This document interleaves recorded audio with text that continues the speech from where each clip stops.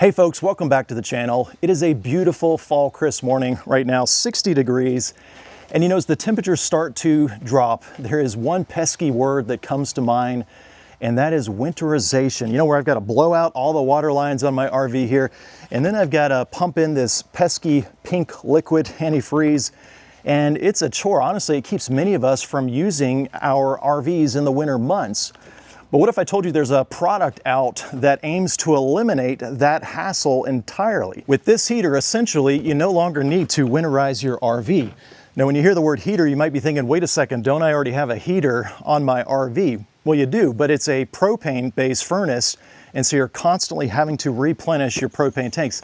This one right here is entirely electric, and it's really purpose-built, intended to protect the vulnerable areas of your RV with electric heat. Now let's get this opened up and see what we've got inside. There's a quick start guide right here. It's kind of interesting on the box right here. It shows that it was tested. It's got a tested stamp, so that's pretty interesting. And then here is the actual heater.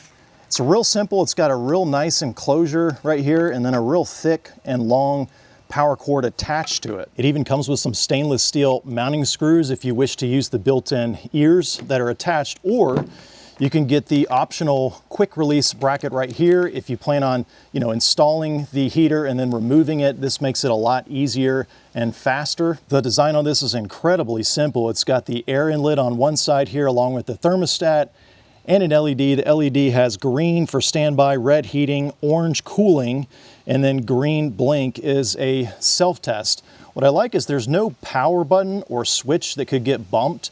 Basically, when it's plugged in, it's got one mission, and that mission is at 40 degrees, it's going to turn on. And then when it gets up to 55 degrees, it's going to turn off.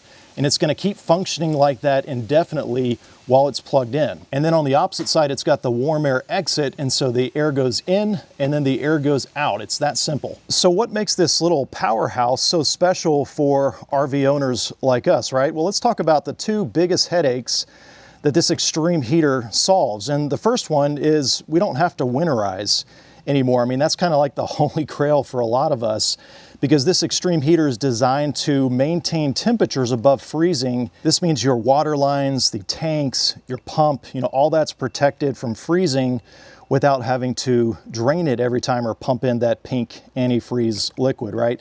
So imagine being able to take a quick fall trip, or maybe the temperatures warm up in the winter months here and there, and you can go out camping without having to de-winterize and then re-winterize each time. And that's really the freedom that this product offers. And then the second big benefit is this heater runs entirely on electricity. So there's zero propane required, which is a huge deal because, as you know, the furnace in your RV, it guzzles propane. And so you never have to worry about filling your propane tanks again with this. You just plug it in anywhere that you have 15 amp power essentially. So if you have 30 amp, 50 amp, you can run this. Now, beyond those two massive benefits, let me touch on some of the other features that are designed into this Xtreme heater. First, it's got self-regulating PTC technology, which means it's not just a basic coil heater.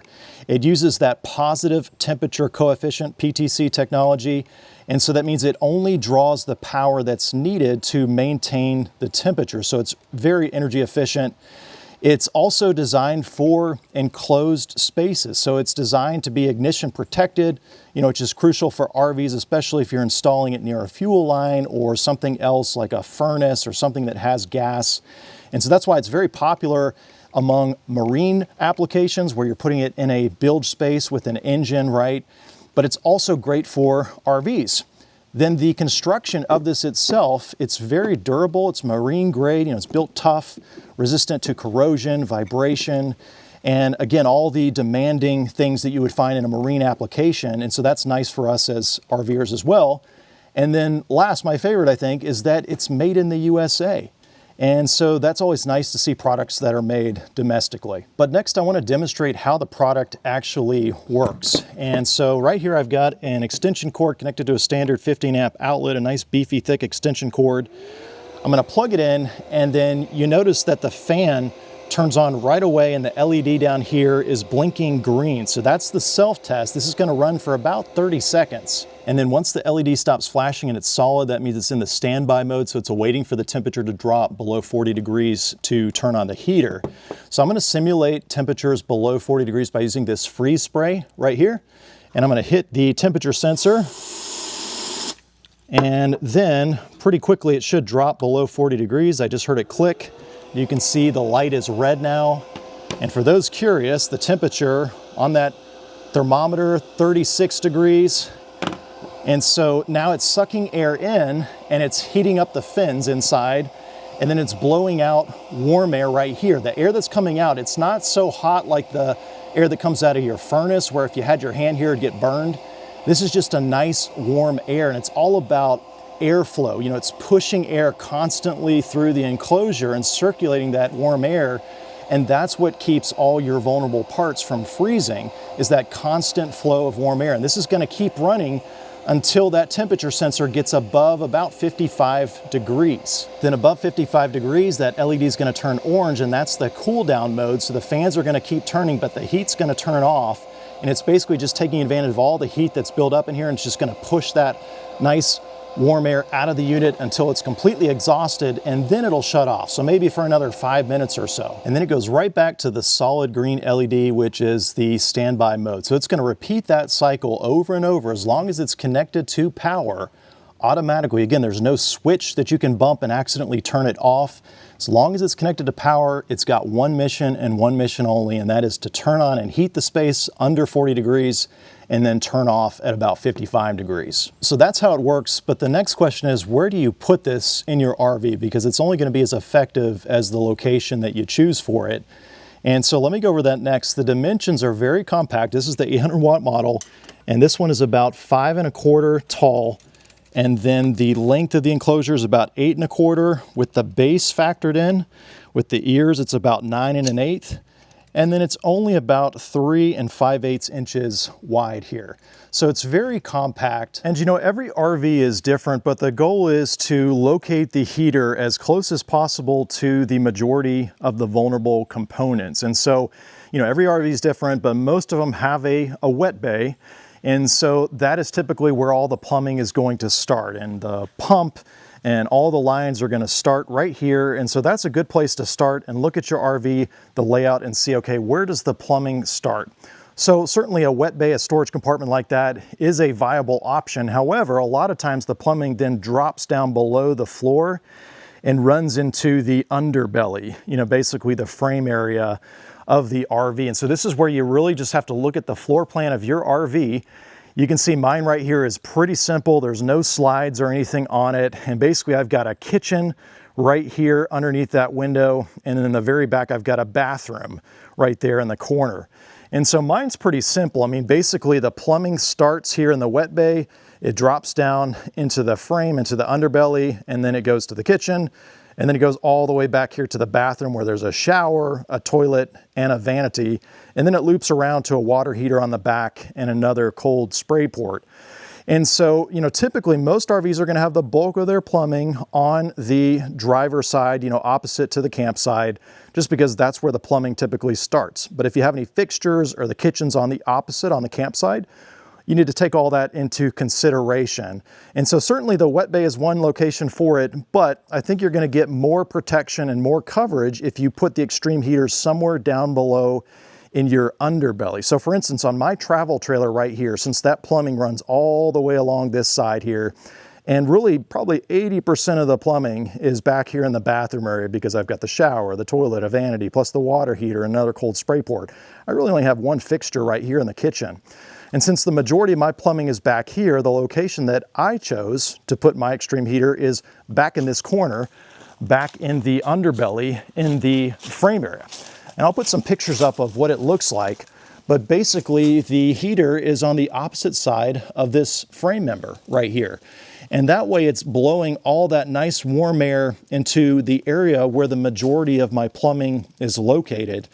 And then because it's forcing that air and pushing that air constantly, it's going to circulate and push that air through the underbelly, through the frame. So choosing the right location for the Xtreme heater is very important in order to get the most out of it, to make it the most effective possible.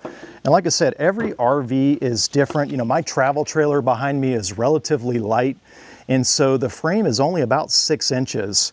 And here's kind of what the frame looks like, and you can see that the cross members are enclosed, and so really there's only a few small holes for plumbing running front to back. And so if I mount the heater in one of these compartments in the underbelly, there's not going to be a whole lot of airflow from front to back because of these cross members that are solid. However, in my last RV, it was a much larger fifth wheel. It had a 12-inch frame, and many of the cross members were open, kind of like an open web truss style right here front to back, and so it was a lot easier to get that airflow. So it really just depends on your RV. I think if you've got an RV with open web trusses like this, there's going to be a lot more airflow, and the Xtreme heater is going to be a lot more effective front to back.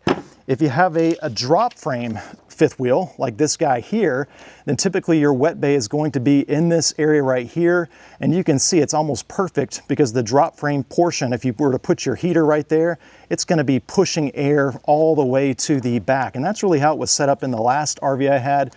And I think this is a very popular setup, especially if you've got a fifth wheel. And so putting the heater somewhere in that location with the wet bay really helps, and that air gets pushed all the way to the back. And so basically you want to do a thorough walk around inside and outside of your RV, figure out where are all the vulnerable plumbing lines, and then you want to mount the Xtreme heater as close as possible to the bulk of those vulnerable components. And also think about airflow with your frame design, because really the key to the effectiveness of this heater is the constant airflow, that it's pushing that warm air and circulating it. And so if you've got good circulation front to back, even vulnerable parts that are maybe in the very back of your RV, if this is mounted in the front, will still get some of that warm air, assuming that you've got good circulation front to back. So once you've chosen a location for it, you can mount it. It's got those ears on there where you can use the attached screws and mount it, or you can use one of their mounting brackets. If you're going to be removing the heater, you can use one of their quick release brackets like this one here. And then it's just a matter of plugging it in. Again, it's just a standard 15 amp power source. You know, this is going to pull 800 watts. This is the most powerful version that they offer. And so it's really going to be pulling less than half of what a 15 amp outlet requires. And if you don't have a 15 amp AC outlet nearby, I've got a really clean and easy solution that involves no wiring of any kind. Basically, my Xtreme heater is on the opposite side over here, and check this out. This is from Noco right here, and basically it's a flush mounted AC inlet. So on the other side of this, there's an 18-inch extension cord attached to this flush mount outlet. And then I've got my extension cord right here, and you can see what that looks like. It's got a nice dust cover as well. And so then you can attach your Xtreme heater on the inside of your underbelly to one of these flush mounted AC outlets, and then just take your standard extension cord, make sure it's a nice beefy 12 gauge or higher, and then you can plug that into there. And what I really like about this option too is I'm not using power from my RV. You know, this is a small RV, so it only has a 30 amp connection. And so by having a dedicated outlet right here, I can plug into a pedestal or at my storage location right here, and I'm not taking away from that 30 amp power on the RV. So this is not just another RV gadget, it really is a turnkey solution to avoid having to winterize your RV each year. In fact, guys, I've been using Xtreme heaters for the last 4 to 5 years on different RVs that I've owned personally, and they really do work. Now, obviously, there's a lot of other factors in terms of not winterizing your RV. And so if you're interested in all those details, I did publish a video last year outlining all the details, things like sealing your underbelly, other things that you can do to make this more effective and not winterize. And then I also showed in that previous video real-world test results where I put temperature sensors throughout the RV, the underbelly, and really showed how does something like this actually perform in a real-world setting when the temperatures drop below freezing. And so if you're interested in those results, I'll put a card up for that video along with one down in the description below. Well, folks, I hope you found this video helpful. If you have any questions, definitely drop me a comment below. And if you're tired of doing the winterization song and dance each year and you're interested in purchasing one of these Xtreme heaters, I will include a link down below. It is an affiliate link, so I appreciate you using that to help support the channel.